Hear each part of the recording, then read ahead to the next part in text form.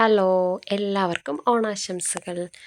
ഇത് നമ്മൾ ട്രിവാൻഡ്രത്ത് മ്യൂസിയത്തിലൊന്ന് പോയപ്പം എടുത്തതാണേ, ഉത്രാട ദിവസം. അന്ന് ഞാൻ രാവിലെ എത്തി. അതുകൊണ്ട് തന്നെ ആ, ഒരുപാട് വെയിൽ, സാധാരണ പോകുമ്പം വീഡിയോ എടുക്കാൻ പറ്റാറില്ല. നല്ല വെയിലൊക്കെ ആയിരിക്കും. അപ്പോൾ ഒരുപാട് വെയിലൊന്നും ഇല്ലാണ്ട് നന്നായിട്ട് വീഡിയോ എടുക്കാൻ പറ്റി. ഞാനിവിടെ കനകക്കുന്ന് കൊട്ടാരത്തിലാണ് പോയത്. പക്ഷേ ഇതുവഴി മ്യൂസിയത്തൂടെ കയറിയിട്ട് ആണ് പോയത്. കാരണം എന്നെ അവിടെ എക്സിബിഷൻ നടക്കുന്നുണ്ട്. അപ്പോൾ സ്റ്റോളൊക്കെ ആയിട്ട് കുറച്ച് പേരുണ്ട് അവിടെ, സാധനങ്ങളൊക്കെ വിൽക്കാൻ വേണ്ടിയിട്ട്. അപ്പോൾ അതിലൊരാളെന്നെ വിളിച്ചിട്ടാണ് ഞാൻ പോയത്. ഞാൻ അവരുടെ നിന്ന് സ്ഥിരമായിട്ട് പർച്ചേസ് ചെയ്യുന്നതായിരുന്നു. അപ്പോൾ എൻ്റെ നമ്പറുണ്ട്, അങ്ങനെ വിളിച്ചിട്ടാണ് ഞാൻ പോയത്. എൻ്റെ മുമ്പത്തെ അനന്തപുരി കൾച്ചർ ഫെസ്റ്റ് അതിൻ്റെ വീഡിയോയിൽ ഉള്ള ഒരു പുള്ളിക്കാരനാണ്. അപ്പോൾ ഞാൻ അത് കാണാൻ വേണ്ടി പോയതാണ്. അപ്പം ഞാൻ വിചാരിച്ചു ഇവിടെയും കൂടെ കയറാമെന്ന്. രാവിലെ എത്തിയത് കൊണ്ട് അധികം തിരക്കൊന്നും ഉണ്ടായിരുന്നില്ല. മൂന്നോ നാലോ പേര് അങ്ങും ഇങ്ങും അങ്ങനെ ഉണ്ടായിരുന്നുള്ളൂ. അപ്പോൾ അതുകൊണ്ട് തന്നെ വീഡിയോ എടുക്കാനും അതുപോലെ തന്നെ ആളും തിരക്കൊന്നും ഇല്ലാത്തതുകൊണ്ട് കുറച്ച് ഫ്രീ ആയിട്ട് കാം ആൻഡ് ക്വയറ്റ് ആയിട്ട് നമുക്ക് വീഡിയോ എടുക്കാനും പറ്റി. അതുകൊണ്ടാണ് ഞാൻ ഈ വീഡിയോ ഇടുന്നത്. അപ്പോൾ ഇവിടെ ഈ ബട്ടർഫ്ലൈ വെച്ചിരുന്നതൊക്കെ എനിക്ക് ഒരുപാട് ഇഷ്ടപ്പെട്ടു. പിന്നെ അവിടെ എല്ലാം പെയിൻ്റ് അടിച്ചുകൊണ്ടിരിക്കുമായിരുന്നു. ഓണം ആയതുകൊണ്ട് എല്ലാം ഇങ്ങനെ പുതുപുത്തനാക്കാൻ വേണ്ടിയിട്ട് അവർ പെയിൻ്റ് അടിച്ചുകൊണ്ടിരിക്കുകയായിരുന്നു. അപ്പം അതാ ചെടിച്ചട്ടികളൊക്കെ എല്ലാം പെയിൻറ്റ് ചെയ്തിട്ടുണ്ട്. പിന്നെ ഇവിടെയൊക്കെ സാധാരണ വരുമ്പം നിറയെ ആളുകളാണ്.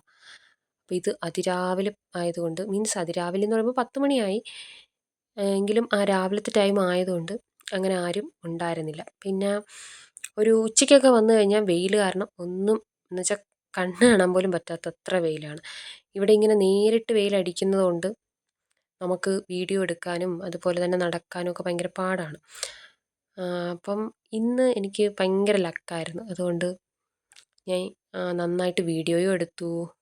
ആളൊന്നും ഇല്ലാത്തതുകൊണ്ട് അടിപൊളിയായിട്ട് എടുക്കാനും പറ്റി. അപ്പം ഞാൻ വിചാരിച്ചു നിങ്ങളുടെ അടുത്ത് കൂടി അത് ഷെയർ ചെയ്യാമെന്ന്. പിന്നെ ഞാൻ ഇവിടെ എല്ലാം കണ്ടു കഴിഞ്ഞിട്ട് പിന്നെ അപ്പുറത്ത് ഇറങ്ങി കനകക്കുന്ന് പാലസിലോട്ടാണ് പോയത്. അവിടെ എക്സിബിഷൻ നടക്കുന്നത്. അപ്പോൾ അവിടെ പോയപ്പോഴത്തേക്കും ഒരുപാട് സ്റ്റോളുകളൊന്നുമില്ല.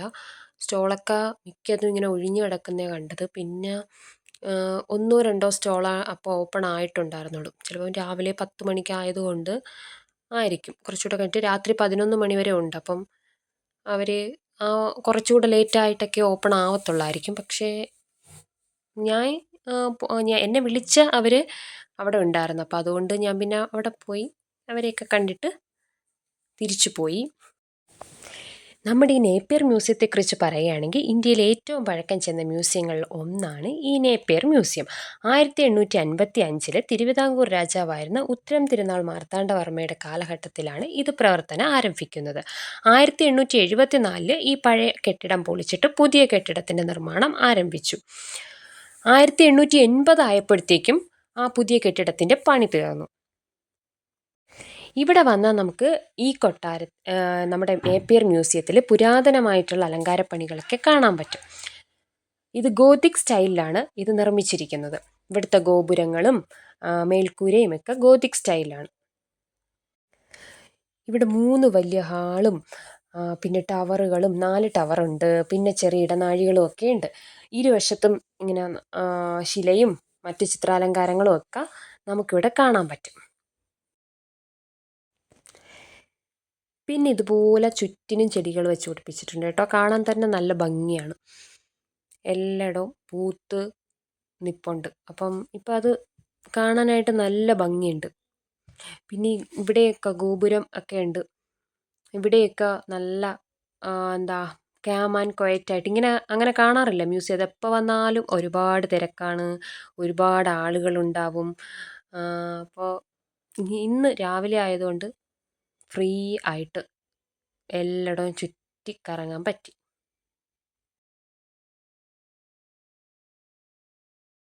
ഈ കാണുന്നില്ലേ, ഇവിടെ കയറിയിട്ടൊരു ഡാൻസ് ചെയ്യണമെന്നൊക്കെ എനിക്കുണ്ടായിരുന്നു. പക്ഷേ വേറെ ആരും വീഡിയോ എടുത്തു തരാനൊന്നുമില്ല. ഞാൻ തനിച്ചാണ് വന്നത്.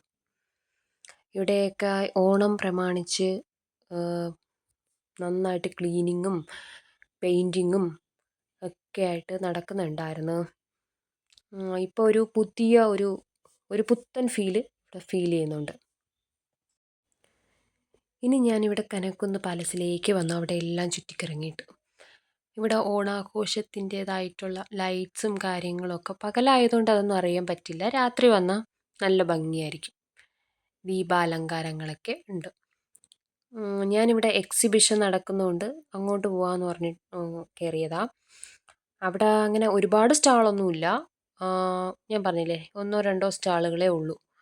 അപ്പോൾ അത് കാണാൻ വേണ്ടിയാണ് ഞാൻ വന്നത് മെയിനായിട്ട്. അപ്പോൾ ഇവിടുത്തെ എല്ലാം അലങ്കരിച്ച് ഓണത്തിൻ്റെ ഭാഗമായിട്ട് അലങ്കരിച്ച് നല്ല ഇതായിട്ട് ഇട്ടിട്ടുണ്ടായിരുന്നു. ഞാൻ പണ്ട് പഠിക്കുന്ന ടൈം തൊട്ടേ ഇവിടെ വന്നിരിക്കുന്ന ആളാണ് ഫ്രണ്ട്സുമായിട്ടൊക്കെ. പക്ഷേ ഇപ്പം കാണാൻ എന്തോ ഒരു പ്രത്യേക ഭംഗിയായിരുന്നു. ഇന്ന് പോയപ്പം എനിക്കങ്ങനെ ഫീൽ ചെയ്തു. കാരണം ഇതുവരെ ഇല്ലാത്ത എന്തോ ഒരു എന്ന് വെച്ചാൽ നമ്മൾ ഈ പ്ലാന്റ്സ് എല്ലാം പ്രോപ്പറായിട്ട് കട്ട് ചെയ്തിട്ടുണ്ട്. പിന്നെ പെയിൻ്റൊക്കെ ചെയ്ത് നല്ല ഭംഗിയാക്കി വെച്ചിട്ടുണ്ട്. അങ്ങനെ ഒരുപാട് ഓണമായതുകൊണ്ടും കൂടെ കുറച്ച് അധികം ഡെക്കറേഷനും കാര്യങ്ങളും ഒക്കെ ഉണ്ടായിരുന്നു. അപ്പം ഒരു പുതിയ ഫീലായിരുന്നു. ഇന്നൊരു അതായത് പുതിയതായിട്ട് നമ്മൾ ആദ്യമായിട്ട് കാണുന്നൊരു ഫീല് എനിക്ക് തോന്നി. ഇതുപോലെ ഇങ്ങനെ നമ്മുടെ ഓണത്തപ്പനെയും നെൽക്കതിരും അങ്ങനെയൊക്കെ വെച്ചിട്ടുണ്ടായിരുന്നു. നമ്മുടെ ഒരു കൾച്ചറിൻ്റെ തന്നെ ഭാഗം ആണല്ലോ ഇതൊക്കെ. അതെല്ലാം ഇങ്ങനെ ഒരുപാട് സ്ഥലത്ത് ഇതുപോലെ വെച്ചിട്ടുണ്ടായിരുന്നു. ഒരു പ്രത്യേക രീതിയിൽ അറേഞ്ച് ചെയ്ത് നമ്മുടെ കണ്ണിനും മനസ്സിനും കുളിർമ നൽകുന്ന തരത്തിൽ എല്ലാം അറേഞ്ച് ചെയ്തിട്ടുണ്ടായിരുന്നു.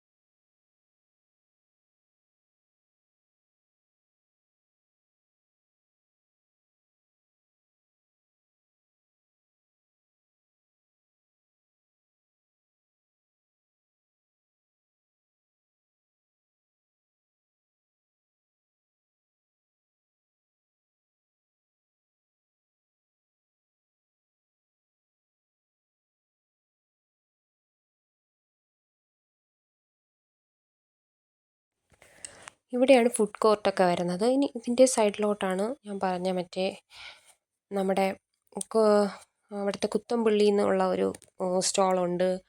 പിന്നെ ഒരു ഓർണമെൻറ്റ്സിൻ്റെ ഫാൻസി അതിൻ്റെ ഒരു സ്റ്റോളുണ്ട്. അങ്ങനെ 2 സ്റ്റോളുണ്ട്. അപ്പം ഞാൻ അവരെ തപ്പി കണ്ടുപിടിക്കാൻ വേണ്ടി പൊയ്ക്കൊണ്ടിരിക്കണത്. ഇവിടെ ഒക്കെ കുറേ പേര് നിന്ന് ഇപ്പോഴും പണി ചെയ്തുകൊണ്ടിരിക്കണേ ഉള്ളൂ. പെയിൻറ്റിങ് ഒക്കെ ചെയ്തുകൊണ്ടിരിക്കണേ ഉള്ളൂ. പിന്നെ ഒത്തിരി പേര് അവിടെ നിന്ന് പണി ചെയ്യുന്നുണ്ടായിരുന്നു.